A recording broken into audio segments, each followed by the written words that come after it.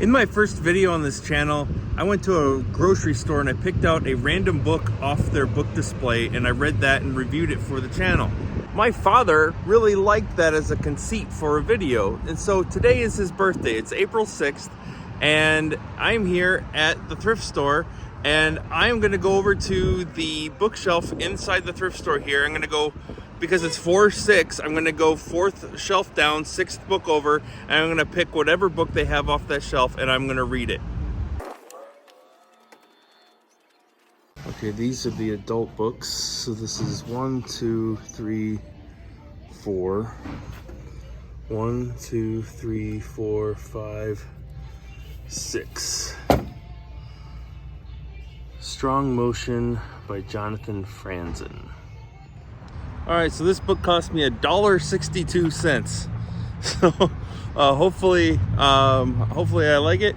I'm gonna try to give it a read at some point this month and throw a review up for my dad. Join our hands together and we'll sink in quicksand. Run it out together till we misunderstand. Adopt a life of silence on a trim scrap of land, or reconsider living on the other hand.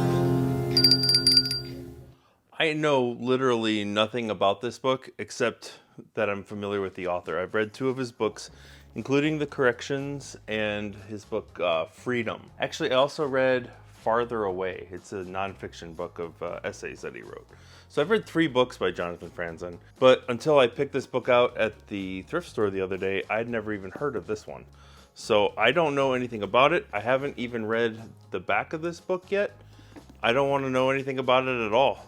I'm just gonna read it. First sentence is, sometimes when people asked Eileen Holland if she had any brothers or sisters, she had to think for a moment. It's a good way to start. So yeah, sounds good to me. Total random book from the thrift store. Let's see how this goes.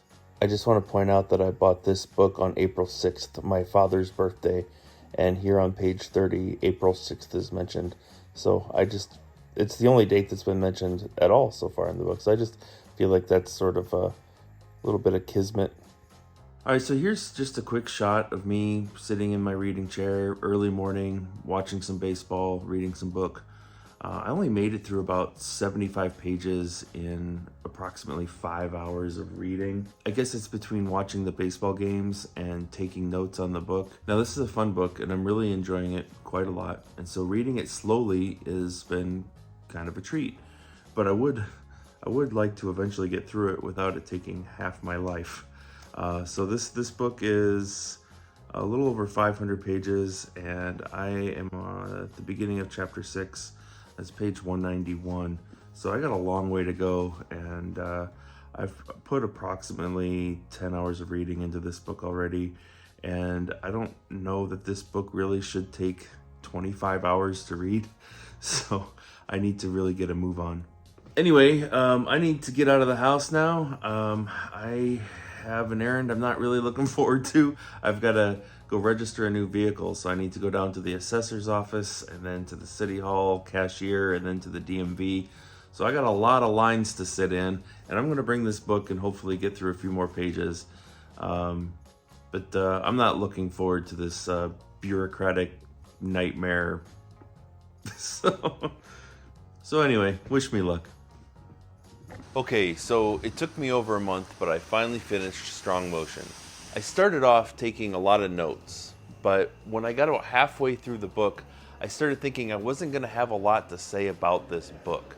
And I thought maybe I won't do a video on this after all, I don't know. So I just focused on reading the book and trying to enjoy it rather than analyze it. But I did decide that this book was going to be worth talking about, at least for a couple of minutes. So this was an extremely comfortable book to read. Not exactly simplistic prose or anything like that. This is good writing, but the way Jonathan Franzen ends up creating these sentences and paragraphs and these structures that just sort of flow was immensely digestible and easy to get through, even though the book is structured around a meandering plot. But even as it beat around the bush, I found myself amused and engrossed in this story. And it wasn't really until the final probably quarter of the book that I started getting a little impatient and a little bored. I haven't written a script for this part of the video, so I'm just sort of winging this as I go. I'm starting to get a cold, so excuse me if my voice sounds a little rough today. Most of Strong Motion is centered around two principal characters. Renee Sightcheck, I don't know if I'm saying her name right, and Lewis Holland. Lewis is a recent college grad who's moved back to the Boston area from Texas, who's interested in the radio business.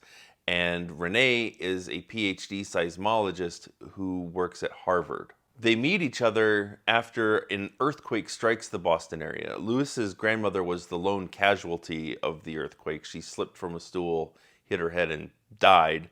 And Renee and her colleagues are down on the beach exploring what floats up onto the shore after a coastal earthquake. This isn't exactly a meet cute, but it is how they meet, and they start dating after this. About a third of the book focuses on this budding romance between Lewis and Renee. About a third of the book focuses on the earthquakes in the Boston area. And then about another third of the book focuses on industrial toxic waste. And all three of these storylines end up overlapping with one another. Now, what Franzen does is he writes about one, and then he writes about the next, and then he writes about the next. And so just when you get totally invested in what's happening in one story, he pulls the rug out from you and tells you about the other story. And now, sometimes that can be really frustrating when I just want to find out what's going on, but I get that it's a deliberate artistic decision to keep me baited. I mean, the parts about the earthquake and the industrial waste do kind of read, not like a thriller exactly, but it's got some elements of a thriller. This is what I would call like a thriller with literary pretensions, perhaps. It's not exactly literary work, and it's not exactly a thriller, and it's not exactly any kind of other genre fiction. It's definitely not a romance novel, even though a third of the book is dedicated to this relationship. The relationship between Lewis and Renee is more like a deep dive character study into these two. And to Franzen's credit, he does a terrific job painting these two people as real human beings. There's just as much likable about these two protagonists as there is maybe unlikable, but they're never so unlikable that you stop cheering for them, you know? There's actually a fourth storyline in here that is important to both Renee and to Lewis. See, when Lewis's grandmother died, his mother inherited $22 million from her. But Lewis has a very complicated relationship with money. He basically despises it. And his mother has a very complicated relationship with money, wherein she is very neurotic about it. And Lewis's sister, Eileen, just wants it. Now, there's also a fair amount of political and religious discourse throughout this book. There's another subplot about a reverend who opens up a pro-life church in the Boston area. And some of these church members end up harassing Renee because of an interview she gave on TV. It was about an earthquake, but the reporters couldn't help but ask about the current climate of, you know, the pro-life, pro-choice debate in the city. Because apparently reporting on a minor earthquake that did next to no damage just isn't scandalous enough for the reporters, so they have to ask people whose opinion really shouldn't matter to the public.